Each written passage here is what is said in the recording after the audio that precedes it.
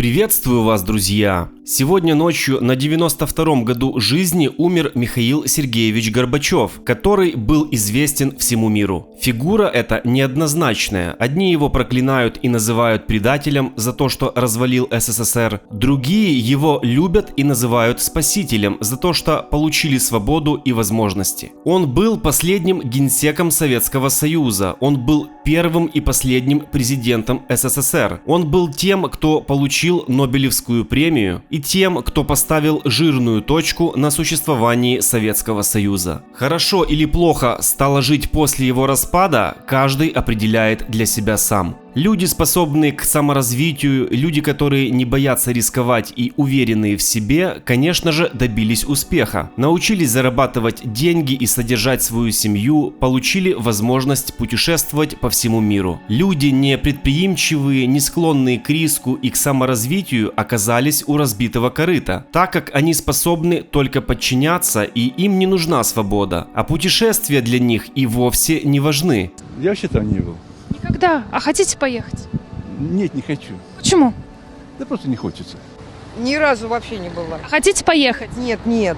Они согласны всю свою жизнь прожить в хрущевке в каком-нибудь Мухосранске, но лишь бы была стабильность. И вот эти две категории людей постоянно спорят. Одни говорят, что СССР это рай, другие говорят, что СССР это ад. Я же считаю, что СССР это страница истории, которую мы уже прожили и давно ее перевернули. Знать и помнить, как жили люди в СССР, важно, потому что это наша история, и мы должны делать правильные выводы. Я не буду вам рассказывать биографию Горбачева, как он пришел к власти, как он организовал перестройку и как развалился Советский Союз. Это темы для отдельных видео. Я вас хочу познакомить с крылатыми фразами, которые в свое время были сказаны Горбачевым. Америке нужна своя перестройка. Лучше работать завтра, чем сегодня. Пьянка была везде, и на производстве, и на кафедрах. Это я знаю по работе Раисы Максимовны. Сталин – это человек весь в крови. Я видел его резолюции, которые пачками он подписывал вместе с Молотовым, Ворошиловым, Кагановичем и Ждановым. Эта самая пятерка была инициативная. Я в данном случае с Иисусом Христом. Он был первый социалист у нас. Тут уже ничего не поделаешь. Каждый на своем месте должен делать добросовестно, честно. Вот и вся перестройка. А то все говорят, а что такое перестройка? Что такое перестройка? Свое дело делать честно, главное перестройка. Володя Жириновский, мы знаем с тобой, кто в Думе самые продажные депутаты. За власть нужно держаться по-умному. После свободных выборов 1989 года и после свободных выборов 1990 года в республиках свободных выборов не было. В истории такое бывает. Она ускоряет свой ход. Она наказывает тех, кто опаздывает. Но еще сильнее она наказывает тех, кто пытается встать у нее на пути. Советского Союза больше нет, так решила история, и не нужно вставать у нее на пути, потому что, как говорил Горбачев, она вас очень сильно накажет.